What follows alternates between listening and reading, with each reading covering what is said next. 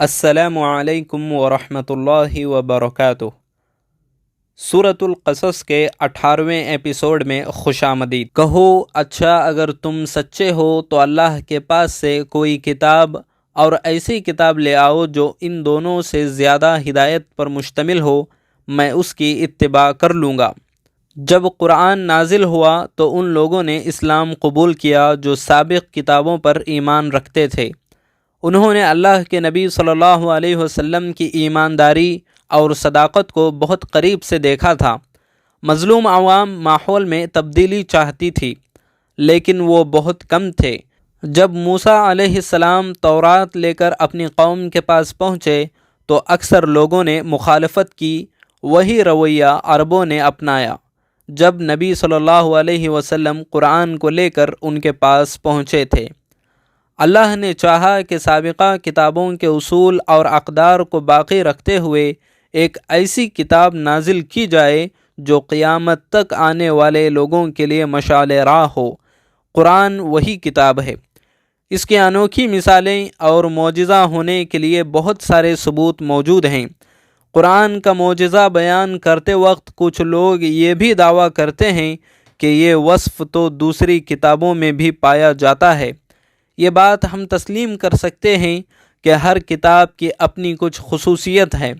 یہ بات بھی سچ ہے کہ ان میں سے کچھ کتابیں ہر زمانے کے انسانوں کو شعور اور سلیقہ سکھا گئیں، لیکن باقی کتابوں کو قرآن کے برابر مقام نہیں دیا جا سکتا ہے۔ دوسری کتابوں سے بہت مختلف قرآن آئین، قانون، سیاست، مذہب، فقہ، تعلیمی نظام، تاریخ، سائنس، سماجی ادب وغیرہ کی بنیاد ہے۔ ایک ہی کتاب سارے علوم کا سرچشمہ ہے۔ یہی قرآن کی انوکھی اور معجزے کا ثبوت ہے۔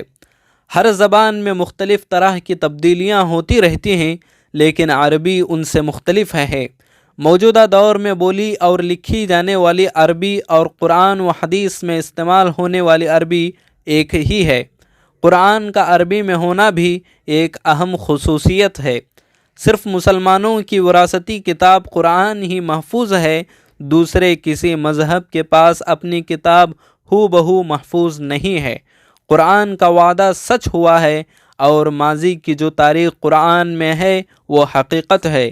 یہ بات قرآن کا الہی ہونے کا ثبوت ہے۔ پھر اگر یہ تمہاری فرمائش پوری نہ کریں تو سمجھ لو کہ در حقیقت یہ لوگ اپنی خواہشات کے پیچھے چل رہے ہیں، اور اس سے زیادہ گمراہ کون ہوگا جو اللہ کی طرف سے آئی ہوئی ہدایت کے بغیر بس اپنی خواہش کے پیچھے چلے۔ بے شک اللہ ظالم لوگوں کو ہدایت نہیں دیتا۔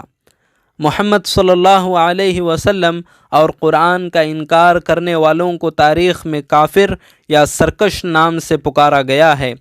موسیٰ علیہ السلام اللہ کے پیغام کو لے کر فرعون کے سامنے بیان کیے تو فرعون اور اس کے ساتھیوں نے قبول نہیں کیا۔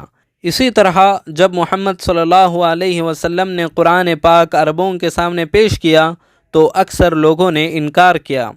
اس وقت اللہ نے نبی صلی اللہ علیہ وسلم کو حکم دیا ہوگا کہ موسیٰ علیہ السلام پر نازل ہونے والی تورات اور محمد صلی اللہ علیہ وسلم کی قرآن سے بھی زیادہ بہترین کتاب لانے کا چیلنج کریں۔ نبی صلی اللہ علیہ وسلم کو یہ بھی حکم دیا کہ آپ کہیں کہ اگر کوئی ایسی کتاب لائے تو میں بھی اس پر ایمان لاؤں گا۔ اگر وہ اس چیلنج کو قبول نہیں کرتے ہیں تو اس کا مطلب وہ سچ کی اطاعت نہیں کرنا چاہتے بلکہ اپنی مرضی اور منمانی کی اطاعت کرتے ہیں۔ اپنی خواہشات کی اتباع کرنے والے گمراہی میں ہیں۔ ایسے لوگ ہمارے زمانے میں اور ہمارے ارد گرد بہت ہیں۔ وہ لوگوں کو قرآن سے دور کر رہے ہیں، صحیح راستے سے لوگوں کو گمراہ کرتے ہیں۔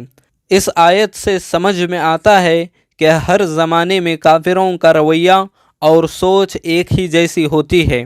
اس آیت کے ذریعے اللہ ہم مومنوں کو سکھاتا ہے کہ اسلام مخالف کاموں کو ناکام کرنے کے لیے حکمت کے ساتھ کام لینا ہے۔ کافر لوگوں کا کام ہے کہ اللہ، رسول اور کتاب کو اتباع نہ کرنے کا بہانہ ڈھونڈنا۔ وہ اپنے خواہشات کے مطابق کام کرتے ہیں۔ قرآن کا فرمان ہے کہ ایسے لوگوں کو کبھی بھی ہدایت حاصل نہیں ہوگی۔